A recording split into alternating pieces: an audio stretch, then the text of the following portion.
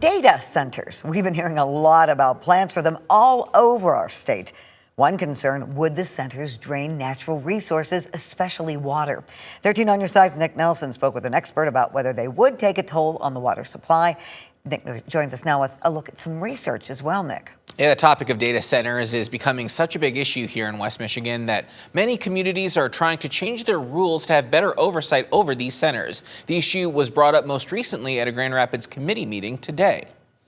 Data centers present a unique and growing challenge for local governments. While they are often categorized as industrial or warehouse uses, their scale, energy demand, water consumption, and infrastructure impacts can far exceed those of traditional industrial facilities. Grand Rapids City Commissioner Marshall Kilgore is the latest elected official to seek a change in zoning language on industrial data centers, as more and more Michiganders express their opposition. A water conservancy group called the Alliance for the Great Lakes is also sounding the alarm about the pace at which these large-scale data centers are being planned. This transition from the data centers that we had, they've always been with us kind of from the 2010s to, support the things that we need every day, the files that we store, our digital media, our streaming, right? But the difference now is we're really seeing a transition to these hyperscale facilities to sustain the needs of generative AI.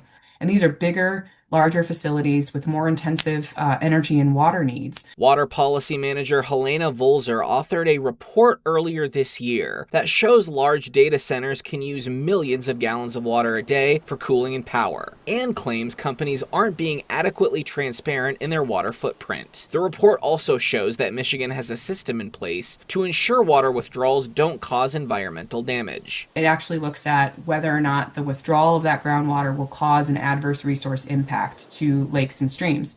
And so if it will, that registration can't even occur. It can't become registered.